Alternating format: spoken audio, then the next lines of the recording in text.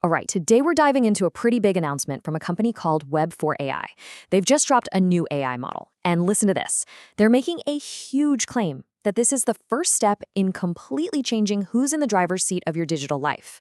So let's really break down what that means. Okay, so to really get the scale of what they're talking about, you kind of have to rewind a bit. Think about Web3. That whole movement was about owning digital stuff. You know, a token, maybe an NFT.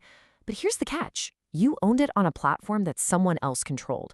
You had a piece on the chessboard. What they're saying with Web4 is forget owning a piece. Now you own the whole board. It's not just playing the game, it's owning the entire game system. So yeah, before we get into the nitty-gritty of the AI model, we've got to understand the world it's built for. They're calling it Web4, and it's basically their blueprint for what's next for the internet. So what even is Web4? Well, the core idea is a massive shift. Instead of just using the internet, you have what they call digital sovereignty. That's a fancy way of saying you're in charge. You're not just a user anymore.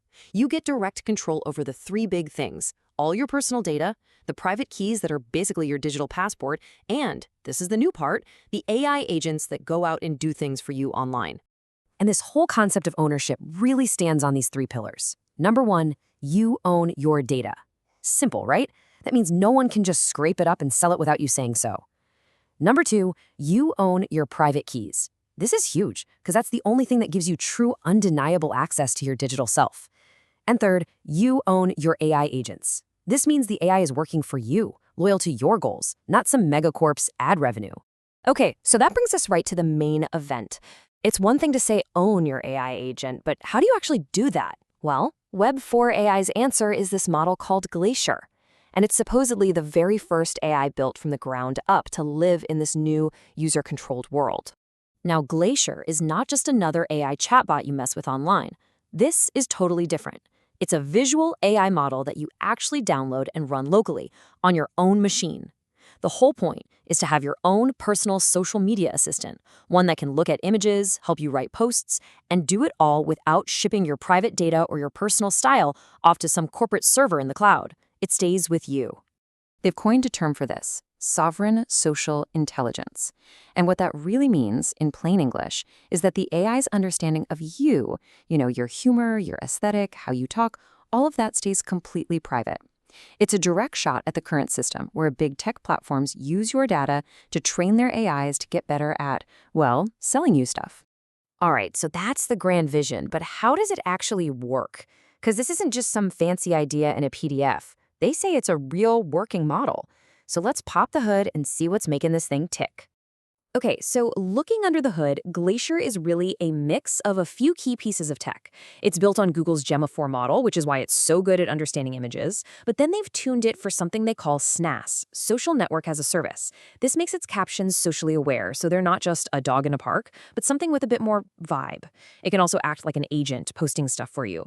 But honestly, the secret sauce seems to be its contextual intelligence, the fact that it can actually remember you and your unique style. And that memory, it's powered by this crazy large 128,000 token context window.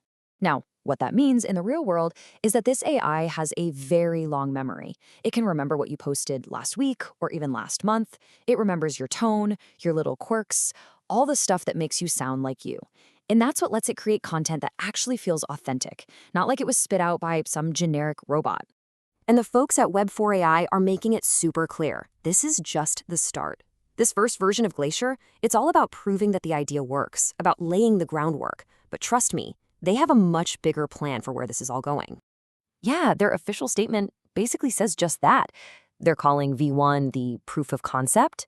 It's the "see, we told you it was possible" moment. They're showing that a personal, sovereign AI isn't some sci-fi dream. It's something you can use right now. And of course, they're quick to point out that even better versions are already in the works.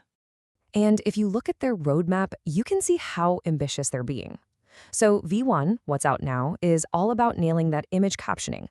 V2 is going to be a big level up, with smarter reasoning and just more raw power.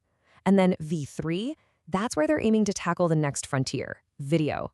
Think complex interactions, all handled by your personal agent. Okay, so this all sounds really cool, but the big question is, How do you get your hands on it? And the company's being very direct here. This isn't some model stuck in a lab. It's built to be used by people right now. And staying true to that whole Web4 spirit, Glacier is totally open source. Anyone can download it. If you're a hobbyist, you can already run it with popular tools like Llama and LM Studio. And for the developers out there, the model weights are just sitting on Hugging Face with a friendly Apache 2.0 license. They're really putting it out there for everyone.